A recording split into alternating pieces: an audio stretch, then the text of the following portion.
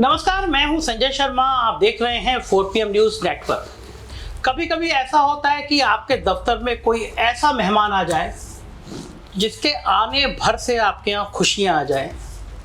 लगे कि कोई बहुत पढ़ा लिखा योग्य व्यक्ति आपके दफ्तर में आया है जिससे आप रोज़ कुछ सीखते हो। तो आज कुछ ऐसा ही नज़ारा मेरे ऑफिस में है। मैं रोज़ शो करता हूँ अभय दुबे जी का, वो दिल्ली में रहते हैं, मैं लखनऊ में रहता हूँ। रोज़ शो करते हैं, आप रोज़ शो सुनते हैं। लेकिन एक जगह व्याख्यान देने के लिए अभय जी लखनऊ आए थे, तो मैंने अनुरोध किया कि आप मेरे ऑफिस आइए और आज बातचीत करते हैं। क्या योग आदमी है अभय जी। जब मैं उनसे बात करता हूँ तो रोज़ कुछ ना कुछ सीखता हूँ। आप सोचिए, 35 से ज़्यादा किताबें लिखी हैं उन्होंने। देश का कोई राज नहीं है जहाँ पे उन्होंने व्याख्यान नहीं दिया। और दुनिया के ना जाने कितने देशों में घूमे हैं और क्या क्या संग्रह इकट्ठा किया। तो आज मेरे ऑफिस में है, आज बातचीत मेरे ऑफिस से। बहुत स्वागत है अभय जी। जो कहा है गाना भी था, आप आए बाहर आई, तो आपके आने से मेरे ऑफिस में सब लोग बड़े खुश हैं। अरे बहुत बहुत धन्यवाद संजय जी, आप क्यों शर्मिंदा कर रहे हैं। अभय जी, आप लखनऊ में एक जगह व्याख्यान देने आए। देश में तो आपने बहुत सारे जगह पे विश्वविद्यालयों में और बाकी जगह इस तरह के व्याख्यान दिए होंगे ना। देखिए, मैं पत्रकारिता, पॉलिटिकल एक्टिविज्म और एकेडमिक्स, इन तीनों दुनियाओं में एक साथ रहता हूँ। तो लोगों को जो शोध करता हूँ, जो अनुसंधान करता हूँ, और जब कोई व्याख्यान देने के लिए बुलाया जाता है तो मुख्य तौर पर मेरे व्याख्यान जो मेरे किए जा चुके अनुसंधान पर आधारित होते हैं। और जो पत्रकारिता है उसके लिए मैं अखबारों में लिखता हूँ, आप लोगों के साथ चर्चाएं करता हूँ। और पॉलिटिकल एक्टिविस्ट तो मैं रहा हूँ, लंबे अरसे तक रहा हूँ, और आज भी मेरी उसमें दिलचस्पी है। क्या गजब है। मैं दर्शकों को बता दूं कि अभय जी घर पे भी आए तो मेरी पत्नी गाना बहुत अच्छा गाती हैं। तो उसके बाद अभय जी ने एक से एक पुराने गाने किसने लिखे, किसने गाए, मोहम्मद रफ़ी ने कब कब क्या किया, मतलब फिल्मों की आपकी ऐसी अद्भुत जानकारी है। हम सोचते थे पत्रकारिता में ही आप डॉक्टरेट है, पत्रकारिता के मास्टर हैं, फिल्मों की जानकारी। देखिए, फिल्मों पे तो मेरी बहुत पुरानी रुचि है। न केवल मैं फिल्मों का बहुत ही उत्सुक दर्शक हूँ, बल्कि फिल्मों के बारे में सोचता भी हूँ और समाजशास्त्री दृष्टिकोण से उसके ऊपर विचार भी करता हूँ। मेरा मानना है कि फिल्मों का संसार एक ऐसा संसार है जो कि जो आपका यथार्थ तो नहीं होता, लेकिन आपके यथार्थ को बहुत प्रभावित करता है और आपके यथार्थ से बहुत प्रभावित होता है। तो फिल्मों की दुनिया तो अद्भुत और अनूठी दुनिया है, जिसमें फैंटेसी भी है, जिसके अंदर गीत है, इसके अंदर संगीत है, और जिसके अंदर हकीकत भी है। अच्छा, आप इतने सब व्यस्त रहते हुए तो आपने 35 करीब के आसपास किताबें, ये हम एक किताब लिखने की सोच रहे हैं, एक साल से 10 पन्ने नहीं लिख पाए, आप 35 किताबें लिख। देखिए, मनुष्य के पास बहुत समय होता है। मैं जो भी काम कर पाया अपनी जिंदगी में, लेकिन मैं ये नहीं कहता कभी कहा कि मैं बहुत व्यस्त हूँ। बहुत समय होता है। अगर आप अपना काम करते रहें और समय का सदुपयोग करना सीख लें तो आपके पास काफ़ी समय होगा और साथ में आप आराम भी कर पाएंगे। आराम भी कर पाएंगे। बिल्कुल। आप कर पाते हैं? आप दिन भर तो इस टीवी चैनल में, उस नहीं, मैं बाकायदा आराम करता हूँ और जितनी घरेलू जिम्मेदारियां हैं वो भी उठाता हूँ। और वैसे तो सभी पत्नियों की कुछ ना कुछ शिकायत रहती है, लेकिन मेरी पत्नी की शिकायत कुछ थोड़ा कम रहती है। सुना कि आप कुकिंग भी बहुत अच्छी कर लेते हैं। आज थोड़ा बहुत पॉलिटिकल बातों की जगह मैं आपके व्यक्तिगत इंटरव्यू, थोड़ा बहुत शौक है कुकिंग करने का, कुछ सीखने की कोशिश की है। और खासतौर से इसकी शुरुआत तब हुई जबकि जी टीवी पर संजीव कपूर का खाना खजाना आया करता था बहुत पहले, तो उसको मैं देखता था। तो मैंने उसको देखने के बाद एक आध बार नोट किया उन्होंने जो रेसिपी, यानी जो उन्होंने बताया कि कैसे कोई व्यंजन बनाया जाए, और उसको जब करके देखा तो मैंने पाया कि इसको किया जा सकता है। एक बार जब करने लगते हैं आपको तो फिर आत्मविश्वास पैदा होता है, फिर आप खुद भी सोच के करते हैं। फिर धीरे धीरे मैं करने लगा और दूसरों ने खा के कहा कि अच्छा बना है, तो उसमें और भी ज्यादा उत्साह पैदा हुआ। क्या इंसान है। आप यूनिवर्सिटी में प्रोफेसर हैं, आप बढ़िया कुक हैं, आपको फिल्मों की जानकारी है, आपने 35 किताबें लिखी हैं, आप लगातार अलग अलग टीवी चैनल पर जाते हैं, मेरे साथ रोज शो करते हैं और फिर कहते हैं कि मेरे पास समय है। ये कुछ जादू ऐसी बात कर रहे हैं आप? नहीं, ऐसी बात नहीं। सबके पास मेरे ख्याल से 24 घंटे होते हैं। इस 24 घंटे में ज़्यादा से ज़्यादा आप सोते हैं 6 घंटे या 7 घंटे, या बहुत ज़्यादा अगर सोते हैं तो आप 8 घंटे सोते हैं। काफ़ी वक्त होता है, ऐसी बात नहीं। आप बहुत से लोग अपना वक्त बर्बाद बहुत करते हैं। ये बात भी सही है। आप जब वक्त की बर्बादी की बात की आपने, तो हम फिर पॉलिटिकल दुनिया की तरफ ले चलते हैं। वक्त की बर्बादी कहा जाएगा, क्योंकि हिमाचल प्रदेश की सांसद, मंडी की सांसद कंगना रनौत का एक बयान कल से सुर्खियों में कह रही हैं कि किसान आंदोलन में वहाँ रेप हो रहे थे, वहाँ लाशें पड़ी हुई थी। हालांकि भाजपा ने उससे किनारा किया, लेकिन ऐसे ऐसे नमूने जिनको लगता था कि आज़ादी 2014 के बाद आई है, भारत का पहले प्रधानमंत्री सुभाष चंद्र बोस, संसद वो होती है जो हमारे आपकी ज़िंदगी को प्रभावित करती है, कानून बनते हैं। वहाँ हर पार्टी को चाहिए कि एक बौद्धिक स्तर पे एक मजबूत आदमी आए, लेकिन इतनी महान नेत्री को लाकर क्या यही तस्वीर पेश की है कि किसान आंदोलन में रेप हो रहे थे, लाशें पड़ी थी?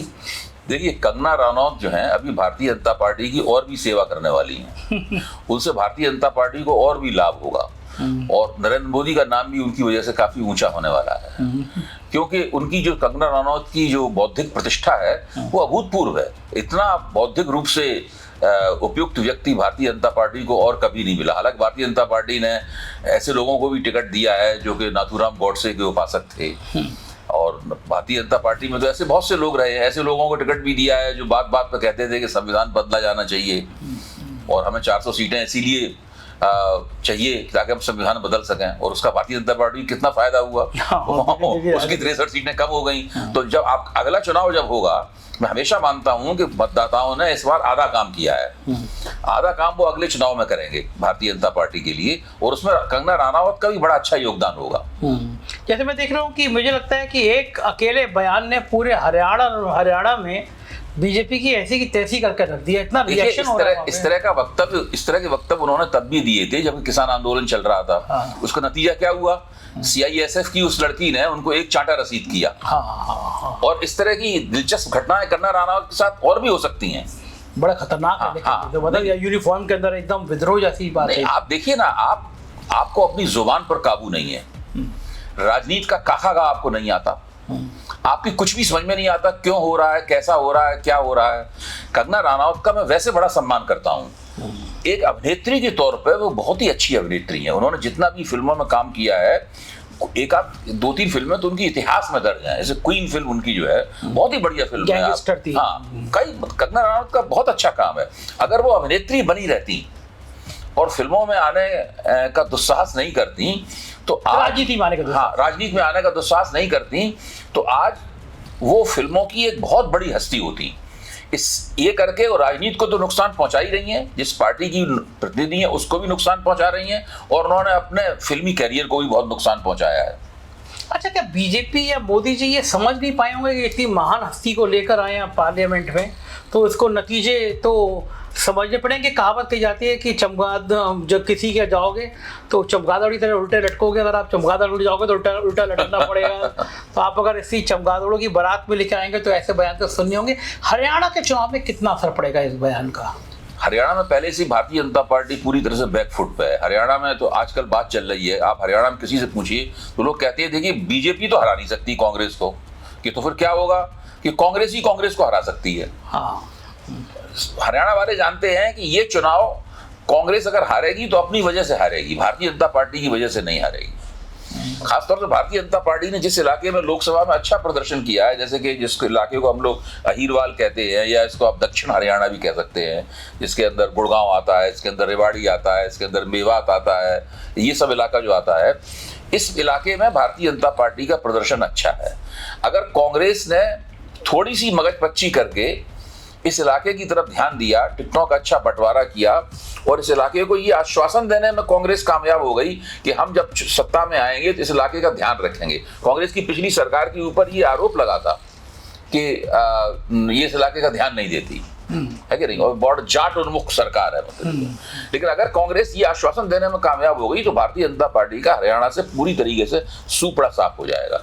दूसरी शर्त यह है कि कांग्रेस की अंदर की जो गुटबाजी है उसमें आला कमान किसी एक गुट को समर्थन देता हुआ न दिखे, और जो राजनीतिक हकीकत है हरियाणा की, जैसे कि भूपेंद्र सिंह हुड्डा कांग्रेस के नेता नंबर 1 है, अगर उनको कांग्रेस के आला कमान की किसी ताकत ने डिस्टेबलाइज करने की कोशिश की, ऐसी कोई छवि गई कि इनके हाथ में पूरी चुनाव की कमान नहीं है, तो कांग्रेस को नुकसान हो सकता है।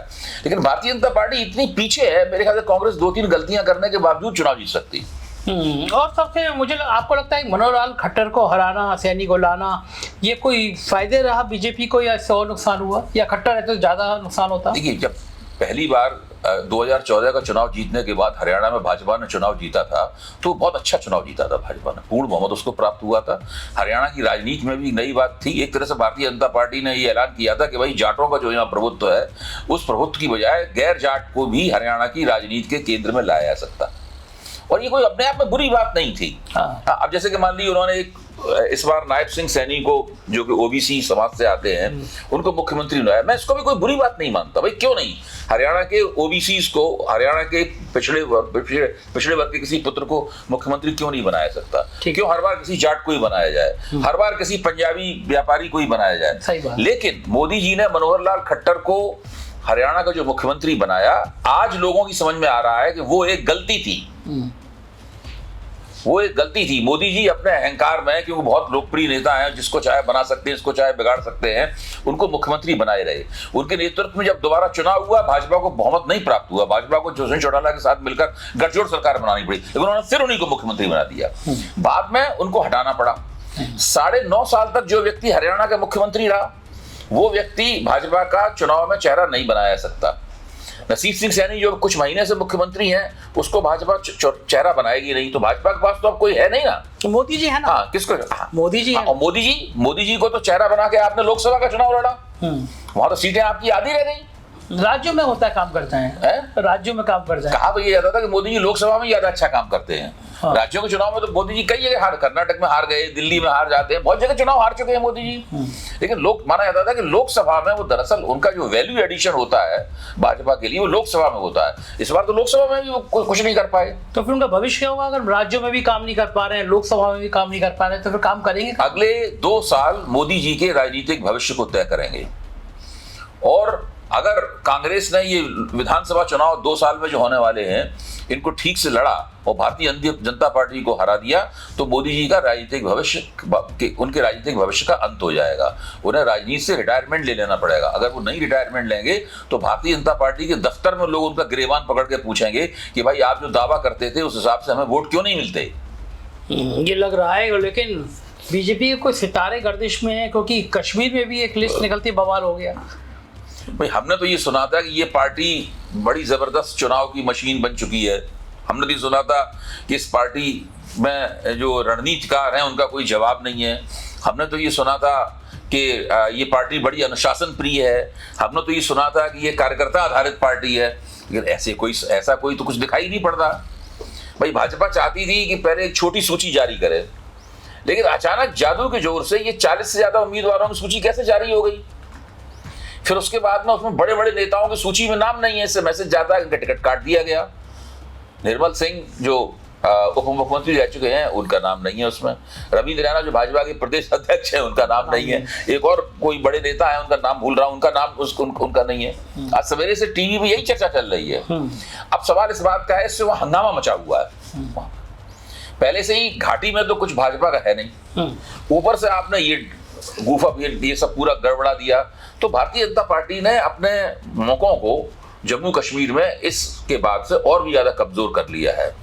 अब जब भी उनकी सूची, जो भी चीज, देखिए ऐसे होने में जब आपकी साख खत्म हो जाती है, आपकी विश्वसनीयता कम हो जाती है, उसके बाद आप जो भी करते हैं, आपके कार्यकर्ताओं को भी यकीन नहीं होता, आपके स्थानीय नेता को भी यकीन नहीं होता, आपका जो मतदाता है वो खुद भी संदेह की निगाह से देखने लगता है आपको।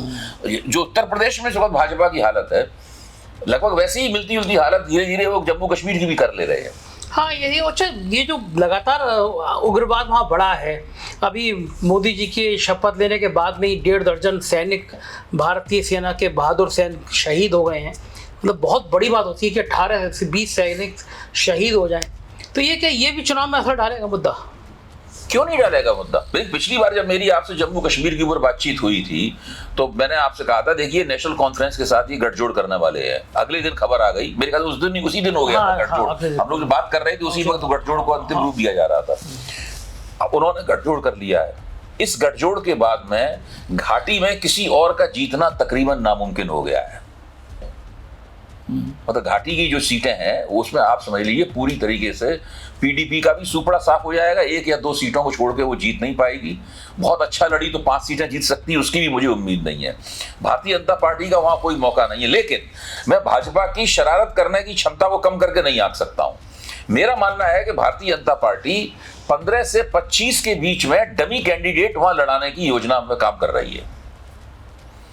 मतलब एनसी और कांग्रेस का गठजोड़ गड़बड़ा जाए उसकी, तो ऐसे वोट कटवा जिसको भारतीय जनता पार्टी फाइनेंस भी करेगी और उनको लड़ाएगी भी, ताकि वो वहां का पूरा जो राजनीतिक संतुलन है उसको बिगाड़ दें।